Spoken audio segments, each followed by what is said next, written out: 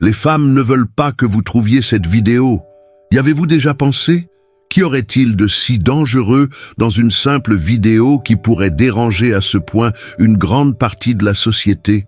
Quelque chose de si perturbateur qu'il pourrait avoir un effet dissuasif sur ceux qui cherchent à contrôler les vérités non dites.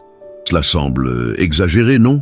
Mais que se passerait-il si leur non-vouloir était quelque chose de plus profond, de plus subtil? Quelque chose qui, une fois découvert, pourrait transformer à jamais votre façon de voir le monde.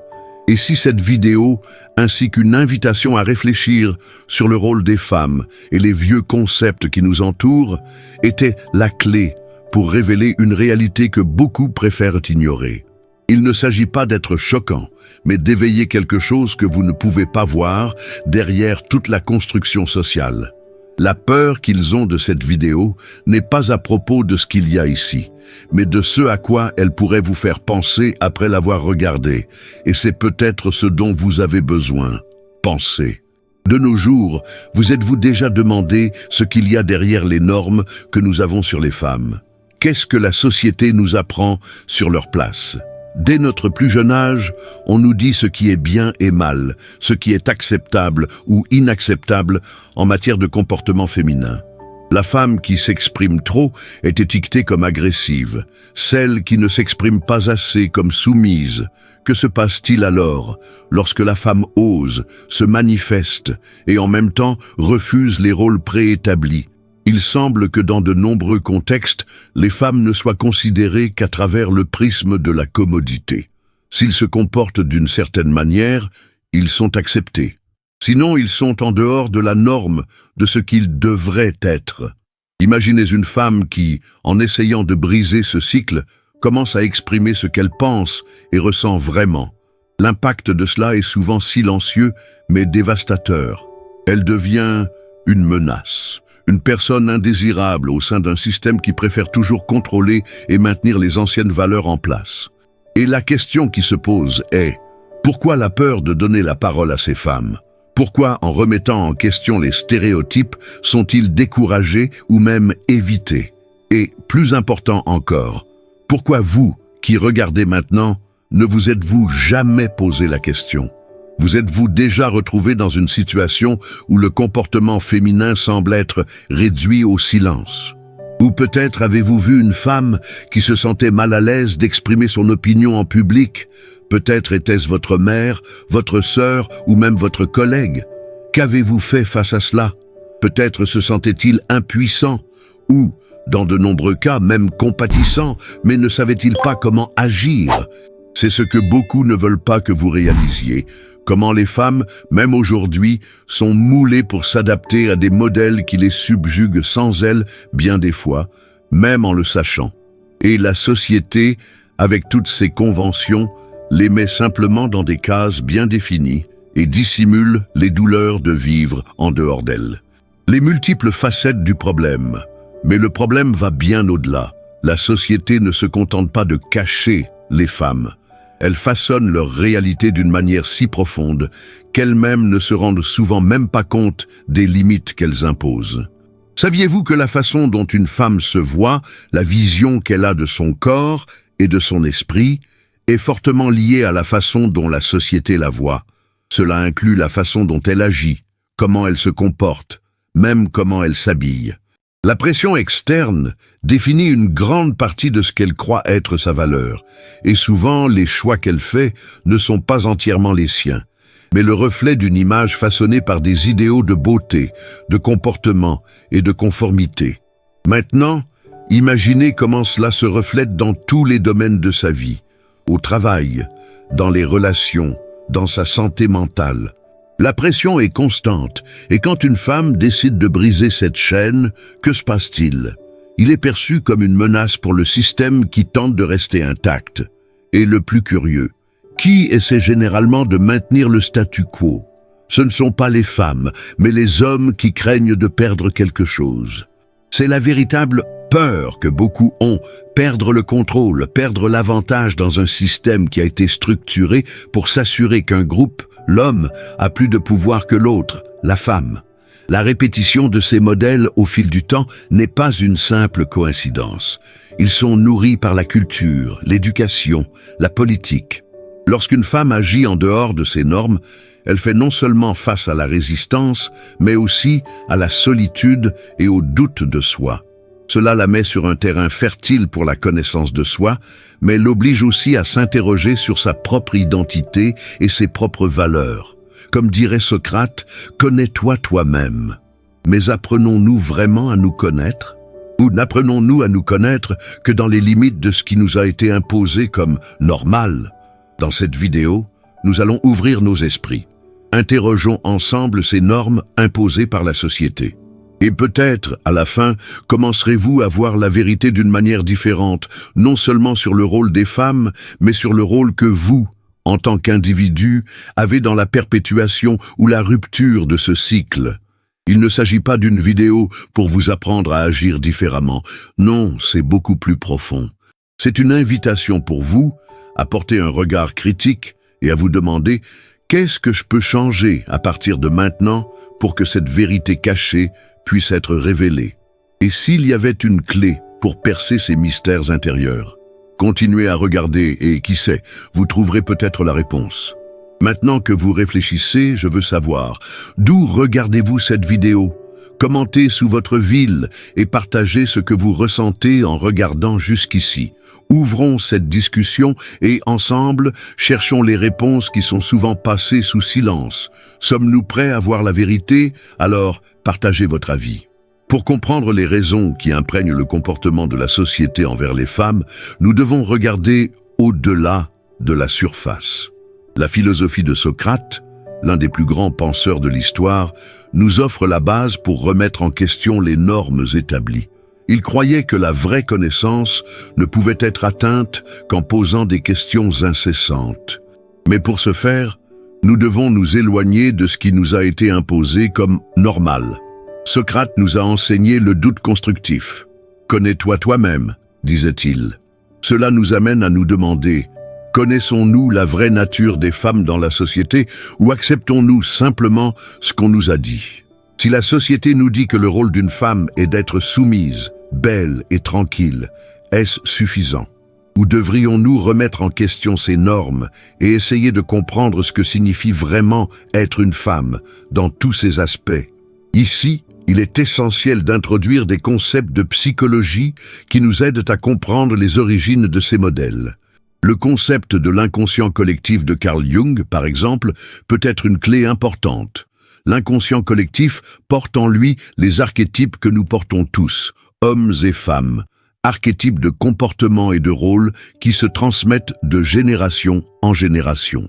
Ces archétypes de la femme soumise, passive et douce ont été façonnés par la société au fil des siècles et sont profondément enracinés dans notre psyché collective. Pour vraiment comprendre l'oppression à laquelle les femmes sont confrontées, il est nécessaire de se demander d'où viennent ces archétypes et comment ils nous affectent. Le concept central que nous allons explorer ici est l'inconscient. Selon Freud et Jung, une grande partie de notre comportement et de nos choix sont régis par des forces qui ne sont pas à la surface de la conscience. Cela inclut nos valeurs, notre vision du monde et la façon dont nous voyons les autres. Ces forces inconscientes sont profondément influencées par des normes sociales qui ont été intériorisées depuis l'enfance. Si nous regardons le rôle des femmes dans la société, nous pouvons voir comment l'inconscient collectif féminin a été façonné par des siècles d'oppression. Beaucoup de femmes, sans s'en rendre compte, portent en elles une idée déformée de leurs valeurs, qui se mesure à la mesure dans laquelle elles s'inscrivent dans ces archétypes. L'inconscient collectif féminin, ainsi que l'inconscient masculin, est plein d'idées préconçues sur ce à quoi une femme devrait ressembler. Socrate, dans sa recherche de la vérité, croyait qu'en remettant profondément en question les normes sociales et nos propres comportements, nous pouvons parvenir à une compréhension plus authentique de qui nous sommes. En appliquant cela à la question des rôles des femmes, nous pouvons commencer à déconstruire les archétypes limitatifs qui ont façonné la vision du monde que nous avons sur le féminin. L'inconscient, selon Jung, est comme un vaste océan où sont stockées des expériences, des traumatismes, des souvenirs et des émotions qui ne sont pas en vue. Souvent, ces expériences et croyances inconscientes influencent nos choix de manière subtile, sans que nous nous en rendions compte. Lorsque les femmes se retrouvent réduites à des rôles prédéfinis, elles sont poussées par des forces inconscientes qu'elles n'ont pas choisies. Par exemple, l'archétype de la femme qui devrait plaire est un concept qui existe depuis longtemps. Cet idéal a été transmis de génération en génération, et même si les femmes ont aujourd'hui plus de droits et de liberté, cet archétype persiste toujours, souvent en silence et de manière invisible. Cela se produit à la fois chez les femmes qui acceptent le rôle de tout faire pour les autres et chez celles qui, lorsqu'elles se rebellent contre ce rôle, sont confrontées à la stigmatisation d'être considérées comme difficiles ou compliquées. Explorons également le concept d'ombre que Jung a décrit. L'ombre est le côté de la personnalité que nous ne voulons pas accepter ou montrer. La femme qui conteste le statu quo, qui ne suit pas les normes préétablies, est souvent rejetée ou diabolisée. Et ce rejet est en grande partie une projection de l'ombre de la société. L'ombre de la société est liée à l'idée que les femmes ne doivent pas dépasser certaines limites. Lorsqu'il le dépasse, il est perçu comme une menace pour l'ordre établi. Maintenant que nous comprenons le concept d'inconscient et d'ombre collectif, nous pouvons clairement voir comment il se manifeste dans le comportement social envers les femmes. La société, avec ses idéaux et ses valeurs enracinées, attend des femmes qu'elles se comportent d'une certaine manière. Et lorsqu'ils ne correspondent pas à ces rôles, ils sont considérés comme hors de contrôle. La société projette sur lui l'ombre de toutes ses propres limites et insécurités. Cela ne se produit pas seulement dans la relation entre les hommes et les femmes, mais aussi chez la femme elle-même. Elle porte en elle, souvent sans le savoir, cette attente de comportement. L'envie de plaire, de s'intégrer, de ne pas remettre en question les rôles établis. Et quand elle se rebelle contre cela, que se passe-t-il ? L'ombre de la société est projetée sur lui. Maintenant que nous sommes conscients de ces concepts, nous pouvons commencer à mieux comprendre le problème à l'étude. Pourquoi le système a-t-il si peur des femmes qui s'expriment et remettent en question le statu quo? La peur est, en fait, une réaction à ce que la société n'est pas encore prête à accepter. Les femmes fortes, indépendantes et en questionnement présentent un risque pour le maintien d'archétypes et de normes qui se sont consolidés au fil du temps. Et c'est exactement ce que beaucoup ont peur de voir, des femmes vraiment libres. Comprendre l'inconscient collectif et l'ombre est le premier pas vers la transformation. En prenant conscience de ces facteurs, nous pouvons commencer à remettre en question les normes qui nous ont été imposées. Nous pouvons alors nous demander quelles sont les valeurs qui sont vraiment les miennes et qui ne sont pas seulement le reflet de ce que la société m'a dit d'être. Ce faisant, nous commençons à libérer non seulement les femmes, mais nous tous des chaînes de la société qui imposent des limites arbitraires. La connaissance de soi, comme l'a toujours dit Socrate, est la clé de la transformation. Ce n'est que lorsque nous nous connaissons profondément que nous pouvons vraiment défier les normes et être qui nous sommes vraiment. La réflexion sur le rôle des femmes dans la société est le premier pas vers une révolution interne qui peut finalement conduire à une révolution sociale. Maintenant que nous avons exploré la théorie derrière l'oppression et le rôle des femmes dans la société, ainsi que les concepts philosophiques et psychologiques qui sous-tendent ce problème, il est temps d'aller de l'avant. Comprendre ces modèles n'est que la première étape. La connaissance est le pouvoir, mais le vrai pouvoir vient de l'action. Il est temps de traduire cette compréhension dans la pratique. Socrate a dit « La connaissance est le début de l'action ». Mais l'action est le chemin du changement. Maintenant, la question est, comment pouvez-vous appliquer cette nouvelle vision dans votre vie et par conséquent, dans la société? La transformation commence en vous, mais elle ne s'arrête pas là. Cela se reflète dans ce que vous faites de ces connaissances. Dans ce bloc, nous explorerons les pratiques et les outils pour commencer le voyage de la transformation, non seulement dans votre compréhension, mais aussi dans la façon dont vous agissez et interagissez avec le monde qui vous entoure. L'auto-analyse est un outil puissant. La première étape pour changer est de se remettre en question. Alors, Que diriez-vous de commencer par quelques questions de réflexion profonde? Prenez un journal ou une feuille de papier et prenez quelques minutes de votre journée pour réfléchir. Quels sont les modèles de comportement que j'ai intériorisés sur le rôle des femmes dans la société? Ces normes sont-elles les miennes ou m'ont-elles été imposées? À quel moment de ma vie ai-je eu l'impression qu'une femme ou moi-même étions limités par ces attentes sociales? Qu'est-ce que je crois vraiment du rôle des femmes? Et comment puis-je me libérer de conceptions qui ne me servent plus? Ces questions peuvent être inconfortables, mais elles sont la première étape pour débloquer les barrières intérieures qui limitent votre vision du monde. Au fur et à mesure que vous répondez, commencez à remarquer les émotions et les schémas qui surgissent. Ces sentiments peuvent vous guider dans un processus de connaissance de soi profonde.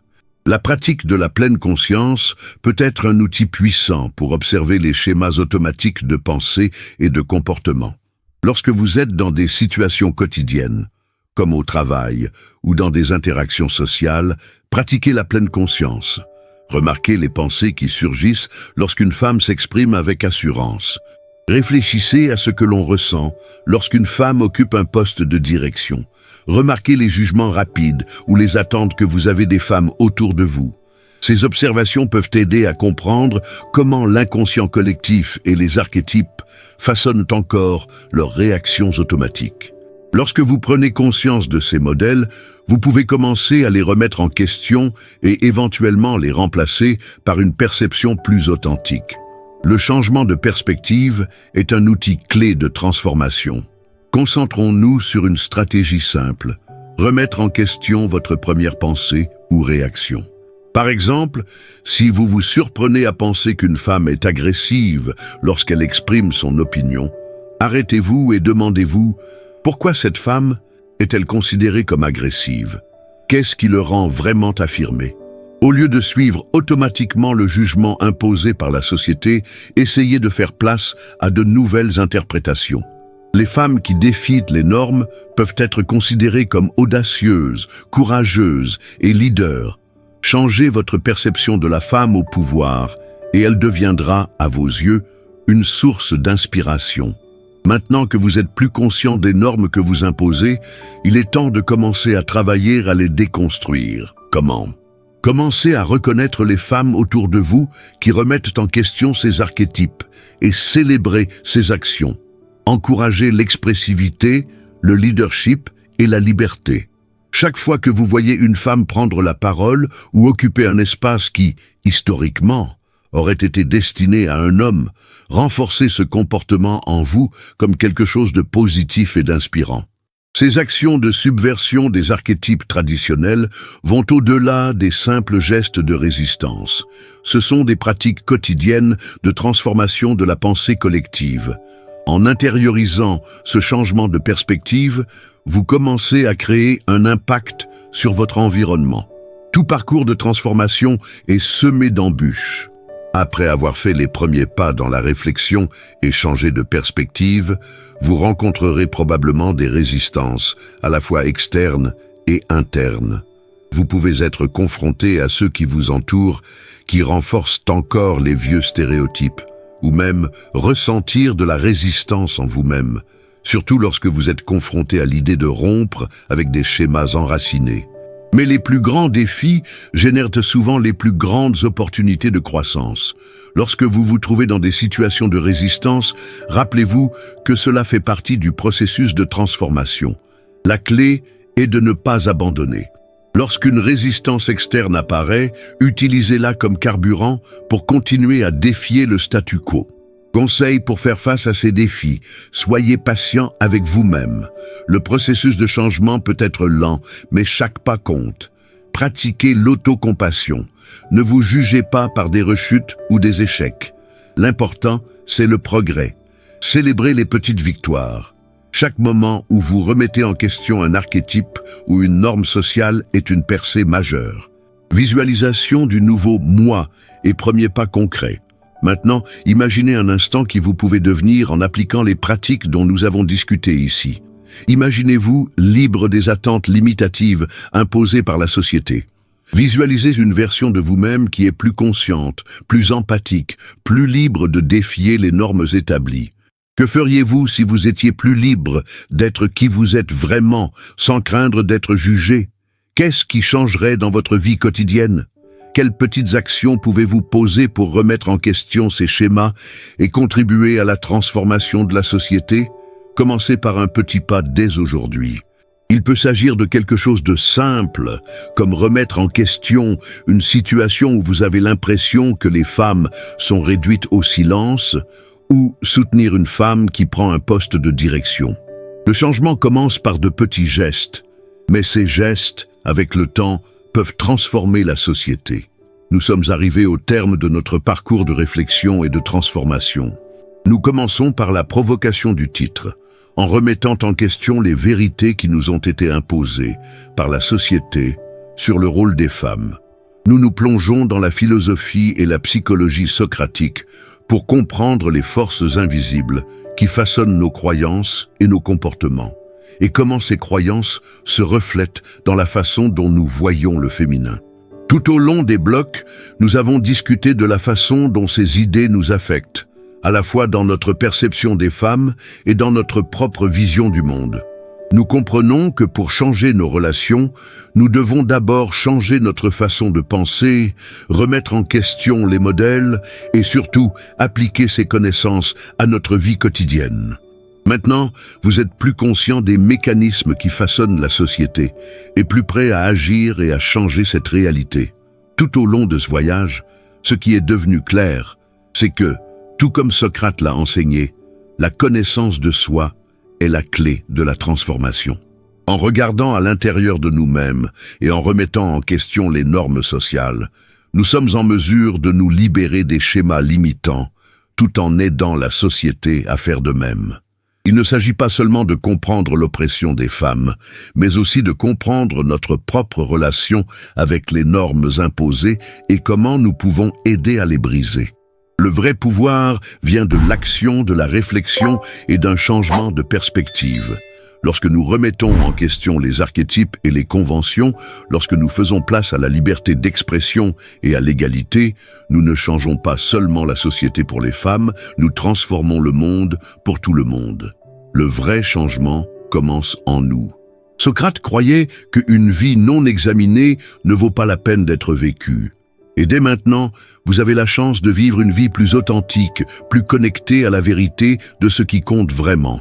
Ce voyage de transformation n'est pas une destination finale, mais plutôt un processus continu d'évolution. Maintenant que vous êtes plus conscient de l'impact de vos croyances et de vos actions sur le monde, il est temps d'agir. Commencez dès aujourd'hui à remettre en question vos propres idées sur le rôle des femmes dans la société.